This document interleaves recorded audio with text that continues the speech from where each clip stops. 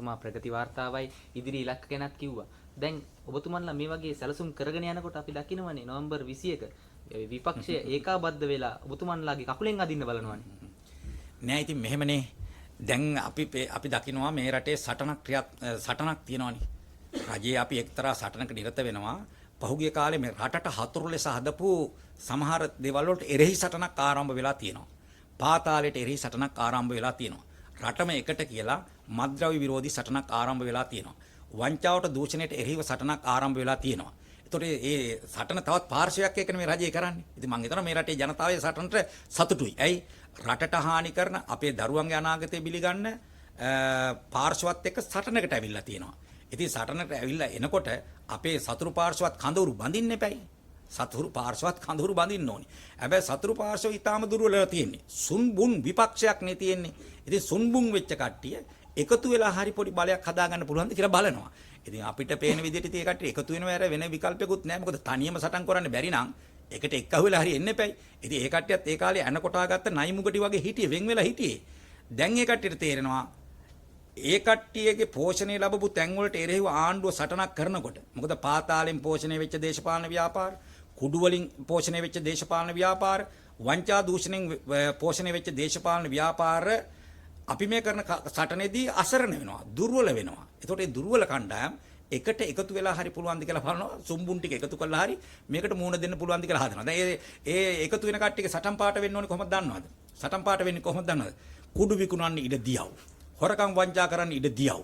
පාතාලේ තියාගන්න ඉඩ දියව්. මැති ඇමතිකම් අපිට සැප විඳින්න ආපහු නැවත දියව්. ඔය වගේ සටන් පාට තමයි ඔකේ ගහගෙන 21 වෙනිදාට යන්න වෙන්නේ ඔන්න ඔය සටන් පාට ටික ගහගෙන. ඉතින් අපි රටේ ජනතාවට ආරාධනා කරනවා මේ රට වනසපු දේශපාලන ගමන නවත්තන්න, රටට හානි කරන දරුවන්ගේ අනාගතය විනාශ කරන්න ආපු ඒ ගමන් නවත්තන්න.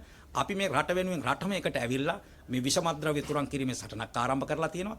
මේ රටේ වංචාවට දූෂණයට එරෙහිව නීතිය ක්‍රියාත්මක කරමින් සටනක් ආරම්භ කරලා තියෙනවා. පාතාලයේ මඩින සටනක් ආරම්භ කරලා තියෙනවා. රටේ සංවර්ධනය වේගවත් කරලා තියෙනවා. එඳ ඔබේ පිළ තෝරා ගැනීම රටේ ජනතාවගේ වගකීම. එඳ අපි හිතන මොන පොඩි ප්‍රශ්න තිබ්බත් විවේචන තිබුණත් අපි හිතන රට වෙනුවෙන් මේ යන ගමනේදී මේ රටේ ජනතාව එකඟ වෙයි, එකතු වෙයි, ශක්තියක් දෙයි කියලා අපි බලාපොරොත්තු වෙනවා.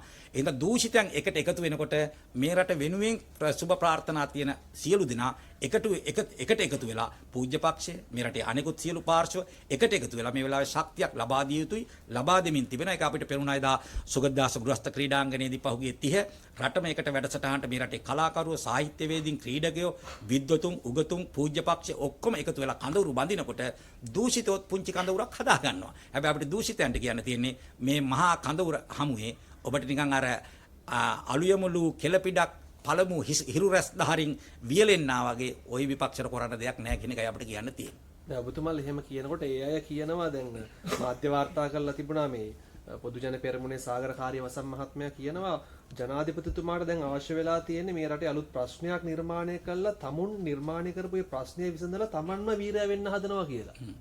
එහෙම එතකොට මේ චෝදනාවක් ඔබතුමාලගේ පාර්ශවයට ඒ අය කරනවා. ඉතින් එයාලා හදපු ප්‍රශ්න තමයි අපි මේ निराකරණය කරන්නේ. මේ රටේ කුඩු ව්‍යාප්ත කරේ කවුද? පාතාලේ හැදුවේ කවුද? ඉතින් මේ රටේ ජනතාවට බබා පෙන්වන්න බෑ. ජනතාව මේක ඔක්කොම දන්නවා. ඉතින් මේ රටේ පාතාලයක් තිබුණු බව මේ රටේ ජනතාව දන්නවා. හරි ඒක යාලට වහන්න පුළුවන් කමක් නැහැ. ඒ වගේම මේ රටේ කුඩු තිබුණු බව රටේ ජනතාව දන්නවා. ඒ කුඩු ගම් නියම් ගම් දක්වා විහිදිලා තියෙනවා කියලා ජනතාව දන්නවා. මේ රටේ එයාලා හොරකම් කරා කියලාත් මේ රටේ ජනතාව දන්නවා. එහෙනම් මේ අලුතෙන් මවන්න එකක් නැහැ. එයාලා මේ ඔක්කොම උපත ලැබලා තිබුණේ.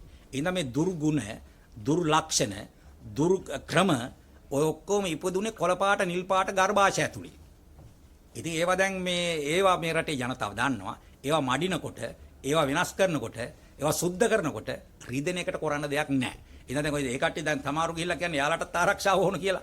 ඉතින් යාලටත් ආරක්ෂාව ඕන කියලා. හොඳ දෙයක් සිද්ධ වුණා නෝ ළඟදී කතානායකතුමාත් එක්ක විපක්ෂ කණ්ඩායම් ගිහිල්ලා සාකච්ඡාවට ආරක්ෂාව ඉල්ලලා. ඉතින් එතකොට අපිට තොරතුරු වාර්තාවන විදිහට කතානායකතුමා පැහැදිලි කළා තියෙනවා රජයේ තීන්දුවක් තියෙනවා මේ අනවශ්‍ය විදිහට ආරක්ෂාව මේ පොලිසිය යොදවන්න පුළුවන් කමක් නැහැ. ඉතින් දැන් මේ අපිත් මැති අමිතුරු හැටියට දැන් අපි ඔය අනවශ්‍ය ආරක්ෂාව අරගෙන නැහැනේ අපි. අපි මේ සමාජයේ අපි දකින්න එහෙම අනතුරක් නැහැ. එතකොට මේ පැත්තෙන් ආරක්ෂාව මොකටද ඕනේ කියනකොට ඔය මරික්කාර් මන්ත්‍රීතුමා කිව්වා කියලා අපිට ආරංචි වෙනවා. ආරක්ෂාව අවශ්‍යයි නැත්නම් අපිට මේ තර්ජන තියෙනවා කොහෙන්ද තර්ජන තියෙන්නේ කියන ප්‍රශ්න කරනකොට කියලා තියෙනවා අපි නාම යෝජනා දීපු නැති කට්ටියකින් අපිටත් තර්ජන තියෙනවා කියලා. එයාලා නාම යෝජනා නොදීපු කට්ටිය එයාලට තර්ජන තියෙනවා කියලා. අහලා බලන්න කතානායකතුමාගෙන් පුළුවන් නම්. එයාලගේ මන්ත්‍රීවරුන් අහන්නකෝ. පළු යන්නේ එතරම් මන්ත්‍රීවරු එයාට බැනලා තියෙනවා. මොකද කටෙන් එළියට පැනලා තියෙනවා. ඒතකොට තර්ජනයේ තියෙන ආණ්ඩුවෙන්ද? තර්ජනයේ තියෙන එයාලගේ කට්ටියකින්. එතකොට අනිත් පැත්තෙන් ඒ කියන්නේ එයාලගේ නාම යෝජනා නොදීපු ඉල්ලන් ආපු කට්ටියක බඩු තියෙනවා කියන ආයුධ තියෙනවා කියන නොකිය කියන්නේ. එහෙනම් අපිට රැකෙන්න ඕන කියලා. මේ ආණ්ඩුවෙන් රැකෙන්න දෙයක්වත් නැහැ. වෙන කට්ටියකින් රැකෙන්න දෙයක්වත් නැහැ. එයාලට ආරක්ෂාව නැත්te එයාලගේ පක්ෂය ඇතුළෙම කියලා නෙමෙයි කියවෙන්නේ. එයාලගේ පක්ෂය ඇතුළේ ආරක්ෂාව නැහැ. ඉතින් ඒවට උත්තර අපිට නැහැ. ඒ જાතියේ පක්ෂ නම් ඔය තියෙන්නේ මේ රටේ ජනතාව තීන්දුව ගන්න. පාතාලයක් තියෙන පක්ෂ තියනවලු නාම යෝජනා නොදුන්නු නිසා ආරක්ෂාව ඉල්ලනවා. මරු බඩු. එහෙනම් අපි හිතන රටේ ජනතාව මේ ඇත්ත තේරුම් ගන්න කියලා. හරි අන්ති. ඇතිනේ හොඳයි.